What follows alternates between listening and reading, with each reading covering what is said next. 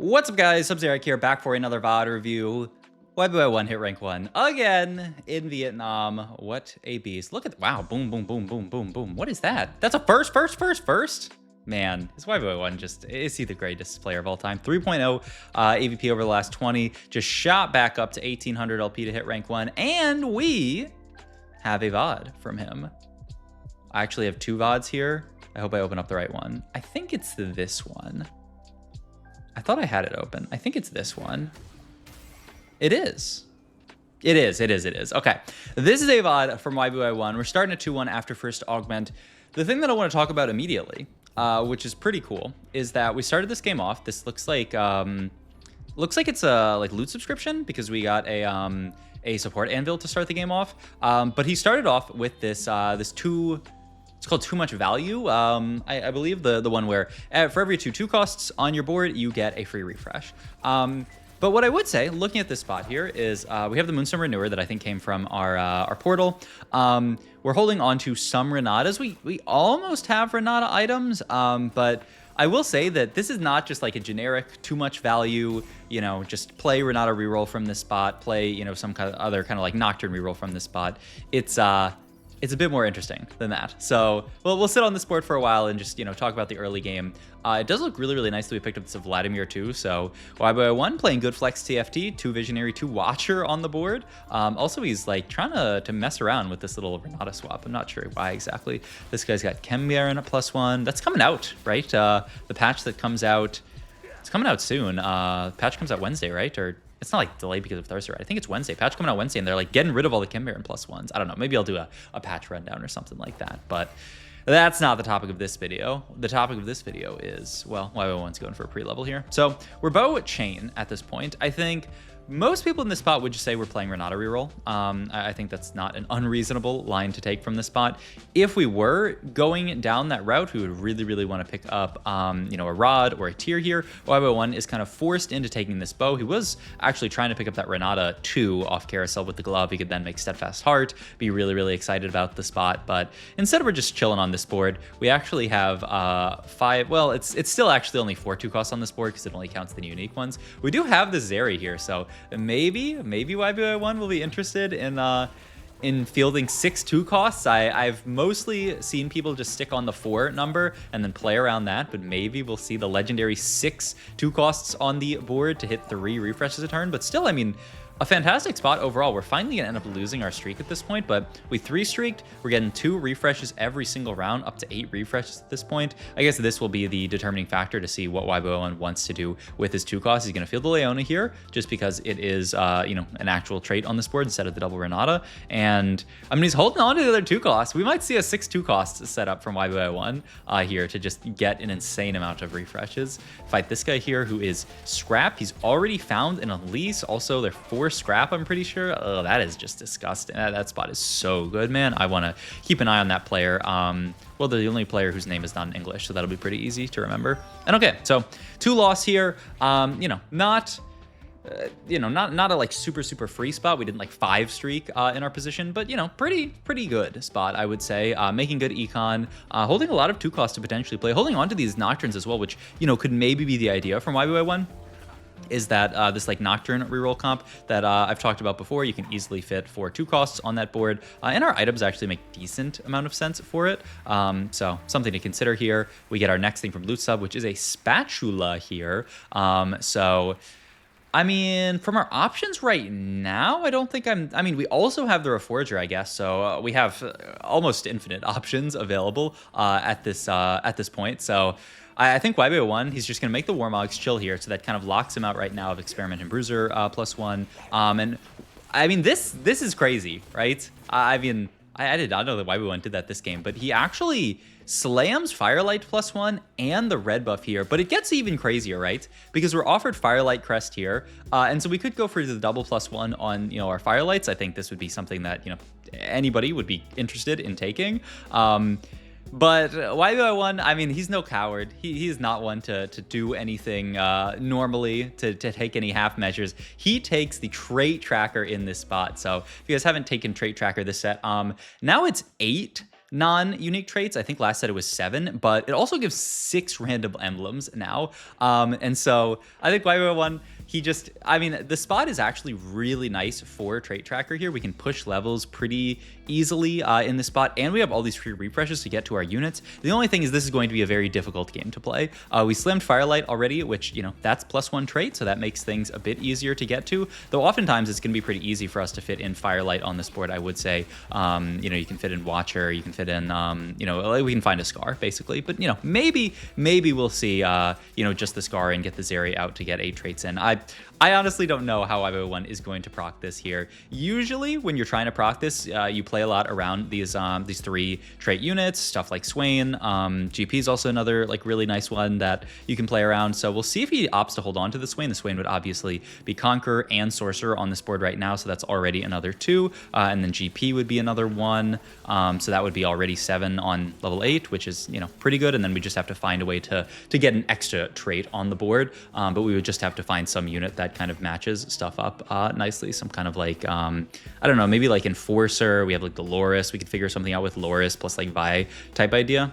We'll see though. All I know is this game is going to be a bit crazy to play out for YBY1. He's got the red buff made. That's the only real slam that he is, and you know, the Firelight +1. We are going to pick up, that was Elise there, right? Who is a nice form swapper though. Yeah, he did hold on to the Swain, so he's keeping the form swappers in mind. Because yeah, it's so easy to get a triple trait Swain on this board. I mean, he's already double trait on this board and then get the Elise in and he will be triple trait, and the more triple trait units you can have, the better. We also have this Ezreal, who that's another route that you can go down. We'll see. But also, I mean, look at its refreshes, man. But that's the like one of the reasons I want to VOD review this is, you know, this is not going to be a reroll too much value game. This is going to be like a push levels too much value game, and we're just going to use this as like a super econ augment to just give us a bunch of like free refreshes. Go for the lobby scout here. I really just kind of want to watch YB1 spot, but I saw some enforcers, some scrap. There was the guy who was playing Chem Baron. Yeah, I don't care too much about the scout there, because honestly, I'm too invested in YB1 spot. Also, last place just hit a Vi too, huh? Okay. In any case, we fight this scrap guy again. Powered shields with the scrap as well. Their whole board is just going to be disgustingly tanky. And YBY1 just making as much gold as possible. Not going for any kind of early level. Just taking his losses here. Saying, yeah, my board kind of sucks. Though, honestly, this fight's pretty close. We'll see. It's actually very close. I don't think GP can clutch this out. I think it's going to be... Oh my god, he almost did. Oh, this GP unit. So, just barely a win for YBY1. I don't think he's going to mind that at all. Because, I mean, his goal here is just to push level. And get really strong. And oh my god, what is this? Wait, he's full pivoting. His idea is like he has a board in mind. This would be great to actually be able to see YB1's like kind of his APM here. Also, we're not going to lose to Wolves, are we? Oh my god, this is kind of a close Wolves. Kind of cutting it close here, but YBY1, he's got an idea in mind, right? So let's look at the units that he's actually putting on this board, because it's interesting. So we have the Trist, who's gonna be double trait on this board, and we have to link that up with an Artillerist, who's gonna be Urgot here. Urgot links with Pit Fighter, and then we have Elise here, who is also Form Swapper here. Bruiser, is he thinking of like Nunu Twitch is maybe his idea? Does that fit everything? That's I think that's 8. Maybe he's going for Nunu Twitch, and that's the idea. We'll see. There's a Savika. He's also, I mean, that's Firelight. That actually is almost it. He needs to get one more trait in, right, on this board. And we're rolling down pretty hard. Oh wait, he does. Does it count unique traits? Actually, he gets the Savika in for High Roller. I actually have not had a Savika. I assume it does. I don't think it says non-unique traits. I guess we'll see the round after this one. We are going to take a big loss here. This is why Trait Tracker is so scary, is that not only do you lose rounds here, but now we're going to have to full pivot the board. We have this spat to make. Even if we get it this round, we'll see if it counts uniques. I think it might have not counted uniques. Scrap Emblem, huge from YBY1. He is going to sell units. Now we definitely get it in. Yeah, this is what I was talking about. The Loris actually does a pretty good job of linking up with Enforcer here, though we don't actually have Sentinel in, right? Yeah, really just fitting in units that add a ton of traits to this board. So like we're really getting it just through the fact that we have like this nice connection here, this nice connection here. I mean, yeah, YBY1 just kind of almost like winging it in this spot. And he also took scrap +1, which I think for some people, they'd be like, why are we taking scrap +1? The idea is we're about to get 6 full items when we cash this out, and 6 full items is worth a lot of shield for scrap. Also, YBY1, I bet he did a scout here and saw like, wait, I'm pretty contested in scrap. I need to roll it down here or I'm gonna have, you know, bad chances of like being alive. The other thing is, of course, if we get a scrap +1 out of this cash out, then we also have the possibility of the 9 scrap win condition. So really, really smart for YBY1 to pick it up. We do get the scrap +1. Our other options, there's some sus ones in there. We do have a Reforger, so I think we're going to slam the ones that make sense. Yeah, Reforge, all these looks good. We actually hit Pit Fighter, which is pretty nice. The Rebel is going to be a bit hard to make work. We're also even scrapping. We scrapped the Spat and hit Firelight, so we're actually 3 Firelight right now, or are we actually 4 Firelight? I don't know. But, I mean, the board, we've stabilized, kind of. We're going to just barely lose this fight, actually, down to 29 HP. We still have free refreshes, by the way. That's another Rumble. I mean, you don't really care that much about Rumble 2 here. We're really just trying to get items, you know, get more scrap components, because we do have 7 scrap on this board. So we just want to maximize the amount of scrap items that we can get here, and also just the amount of shielding that we can get. But yeah, drop to 29 HP. This is why this Augment is so hard. There's the Corki 2 finally, which is a big upgrade on this board. I wonder if he's going to move the red buff to Corki, or if he's going to greed and keep it onto GP here, because GP does a better job of spreading it, but having double items onto Corki seems quite good. But okay, this is going to end up being the board. It's actually just, I mean, once we got to the cash out, it's actually a generic scrap board, which is kind of hilarious. We did all this work to get here, and this is our reward. We have a generic scrap board that has 4 Firelight. When we keep rolling this Firelight +1. Oh wait, does it tailor the Spat? That's crazy. Okay, let's go Anomaly here. Ooh, he immediately takes the Headhunter there, actually. It's kind of interesting to me, because we don't actually, like, we have a decent amount of attack speed already. We have the Last Whisper, obviously. But I think YBY1 knows that, like, his board is pretty much at its strongest right now. We are insanely strong right now. And so, like, we're quite likely to win most of these fights. We just need to push levels at this point, you know, cap out our board high enough to, you know, try to win the lobby. I mean, all we really need at this point, who are we missing scrap-wise here? We don't have the Trundle in this spot right now. And who else are we missing? We have Ziggs just on bench. Oh, wait, we have them both on bench, actually. It's literally just, it's a, if we get to 9, we win the game. I'm sorry, I was, okay. Also, the Spat is not tailored. We got Black Rose there, but that's it. So, I mean, if we get to 9, okay, to be fair, 9 scrap, let's do a stats check here. It's not 100% win the game. Also, we are getting kind of low here. Lobby Scout, I don't even want to scout the lobby. I mean, this is going to make us scout the lobby. Enforcer, double Enforcer +1s. I mean, this is a high cap lobby. It's possible that 9 scrap won't even win. I know, I mean, I wanted to go look at tools or stats, and then traits on tactics.tools and see 9 scrap, 1.77. So not guaranteed, though. Oh my God, we get a gold cash out there. There's the 9 scrap onto the board. Actually makes the JG onto Rumble. Wow. That's actually shocking to me that we would decide to make JG there, just because that means that we can't actually scrap other items. But he just wants as much power on Rumble as possible. Also, I think, unless we just made something with that Spat, did that Spat bug out on Rumble because it can't turn a Spat into a Radiant item? Because what happened to the Spat that was on Rumble there? I think it, unless we slammed something there, I didn't see. I think it might have, it didn't eat the Spat. Did it eat the Spat? At the start of this round, there's a Spat on Rumble. He didn't make anything, right? Unless he... I think it ate the Spat. Right? I mean, he went from 2 items to 0 items. Yeah. It looks like 9 scrap eats spatulas because it tries to turn into an Radiant item, and then, you know, there is no Radiant spatula item. I mean, that's actually hilarious. We also have this chain on the back line for the GP to give him Radiant Titans, which is a little bit sus, but maybe we can, I mean, you're not going to want to frontline him, but we've reached 9 scrap. The question now is, can we win the lobby? Because, I mean, this is a really, really smart idea from YBY1 to say, we took Trade Tracker, like, the value of scrap +1 is huge. I wouldn't even be surprised, like, if he made sure that he had scrap onto his board. I'm a bit surprised that he did actually, like, YBY1 feels the need to roll down a bit here in this spot. He's also going to move, he is going to end up moving the red buff over to Corki, like we talked about earlier. I mean, I think this makes perfect sense, especially with that chain vest DPS not being great, and he ends up just moving it over to the Rumble because, yeah, I mean, I'm pretty sure our spat got eaten by just Riot Games, unless I'm crazy and it went somewhere else. But I mean, 9 scrap, obviously very strong. I said 1.77 AVP, so we really just have to watch for like the 10 Enforcer from somebody else, which, I mean, is a lot harder to get to than 9 scrap, but I mean, there was someone with 2 Enforcer plus 1s. You know, I don't think there's a Rebel player in this lobby, so 10 Rebel is the only thing that has better average placement. This guy, a ton of spats, and I mean, it feels so hard, especially with all of these emblems as well. I mean, what are the numbers on 9 scrap as far as shield you get? It's only 50 to 65 shield. It's really not a big diff in shield from 6 to 9. It's really the big diff is obvious that at rating.